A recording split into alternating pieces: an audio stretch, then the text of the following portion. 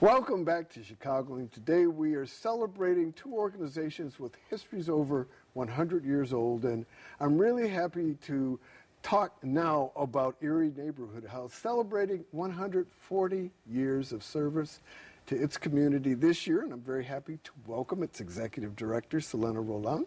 Thank you. Good to have you here on the show. Thank you very much for having us. And the Senior Advisor, Rafael Ravelo. Good to have you on the show, Thank you so Rafael. much.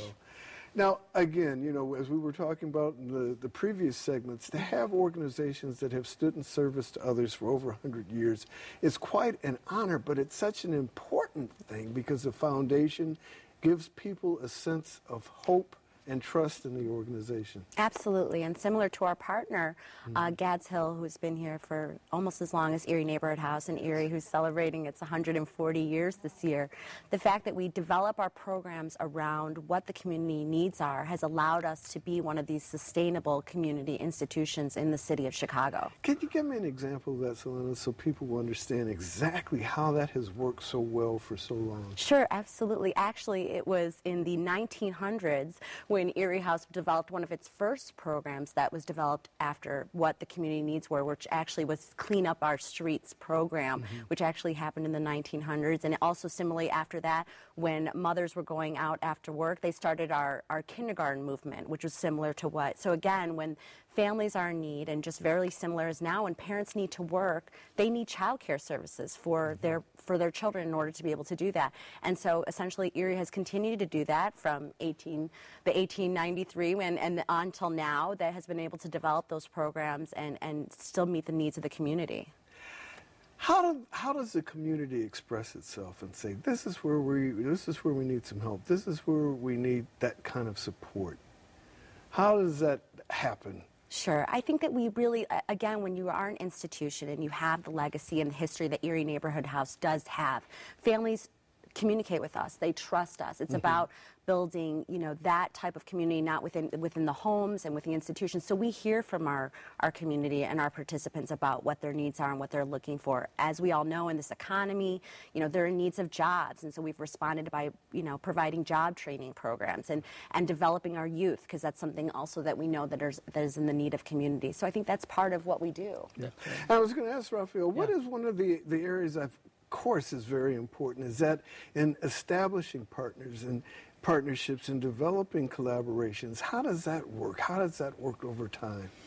Well, collaboration is very difficult because you have different styles, different personalities. But I think at Erie we have been able to be quite successful. During my time, we developed a youth program, and we involved 10 agencies. We call it the Youth Options Unlimited, right? And that was the 10 executive directors got together, and we said, well, the community has a lot of needs. We were experiencing gang activities, and the dropout rate was really bad. So we got together, and with the Chicago Community Trust Foundation, we developed programs where every organization presented whatever they did the best. And then we got a bus to take our youth around the communities. To the various... And that was a great way to demonstrate that, you know, nonprofit organizations can get together and accomplish a lot. So it was like, together we could do a lot more than we could do just alone. That's a very key point. That's a very key point, because isn't it true that there are a number of organizations standing in service to one community, but part of the legacy of each organization is roots when they started. And the legacy of Erie Neighborhood House was in the Presbyterian Church, and how that has evolved and really been a part of the focus. I think these times and the economic challenges has created this competition, you know, for programs when really it's a time where we're serving all the same people, all the same children, and it would really benefit us to be able to collaborate more. And so we have great partners throughout the city of Chicago, Casa Central and Association House and Gads Hill. And I think that if we can get past that piece, of which I think the climate has really just created that piece of competition, which really is a time we should be coming together. That's a great point. One of the things that, that competition, of course, has to be around is the economic issue, because that's what really drives it. But when you look at the shared interests, there can be no other bridge to serve an organization than that. Exactly. And I think that we've been able to figure out with our partners who does what well. Right. And so I think that's a big piece of referring organizations and referring individuals and participants, that if we don't do this, then what's something that we can do? Who's a partner that does do that? And again, it's just about helping that individual and that family. And that's an area of additional growth for all of the organizations involved, like the 10 that we were talking about a little bit ago. Exactly. Right, yeah. It's just being very clear about the mission. And I think that has been a success for us. Sometimes we get people who come and would say, would you be interested in opening up, let's say, a seniors program? And we say that's not what we really are best at. Right. But there's another organization that would do that, like Casa Central.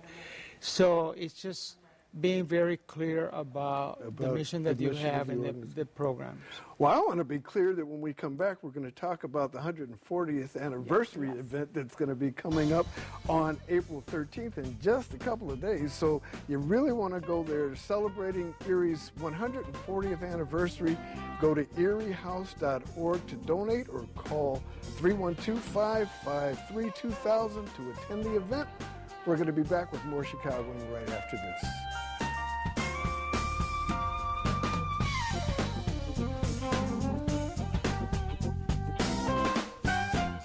Welcome back to Chicago, where today we have been celebrating two very, very important Chicago organizations with over 100 years service to our citizens.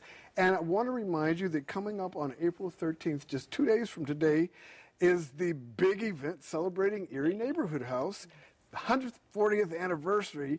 And you can go to eriehouse.org to donate or call 312-553-2000 for tickets to attend the event.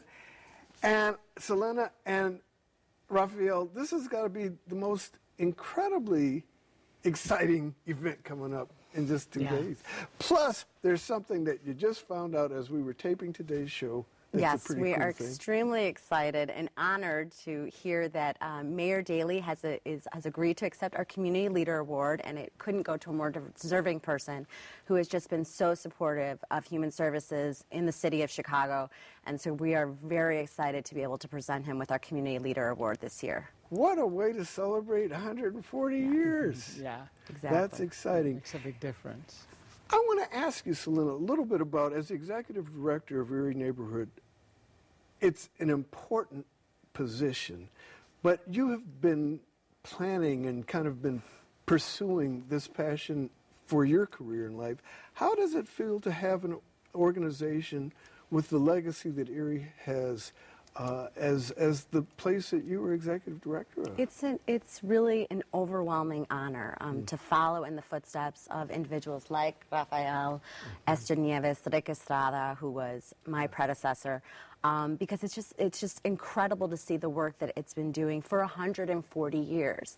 I originally started out as the social worker there, and so I also just had an opportunity to really be on the front lines, working with individuals and families, and you really know and experience their need, and that this is real for them, that if Erie House didn't exist, they wouldn't have anywhere to send their children. They wouldn't have job training possibilities. They wouldn't have adult education and ESL classes. And so I understand that by its most basic and fundamental level, that we wouldn't be able to change lives the way that we do if Erie House didn't exist. And so it's just an incredible honor to be able to lead this organization forward. As you wake up each day, what inspires you to move on, knowing their challenges, but also to know the legacy and the foundation on which you stand moving forward? I think about the personal experiences. I recently was in a store somewhere, and a young person tapped me on the shoulder, and I turned around and was looking almost eye to eye at a 13-year-old girl, and I immediately flashed back to when Elena was 4 years old in our Daffodil classroom in our preschool program.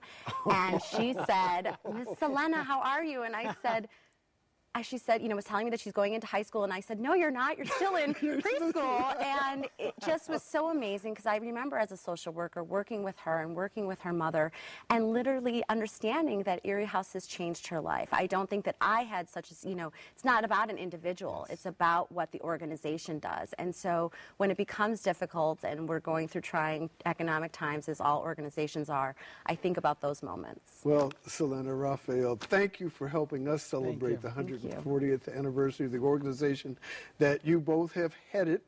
And folks, I have to say, two organizations like the one we celebrate today is one of the reasons why I love this show. Remember, folks, it is an inside job. You decide to make it a great week. I'm Bill Campbell.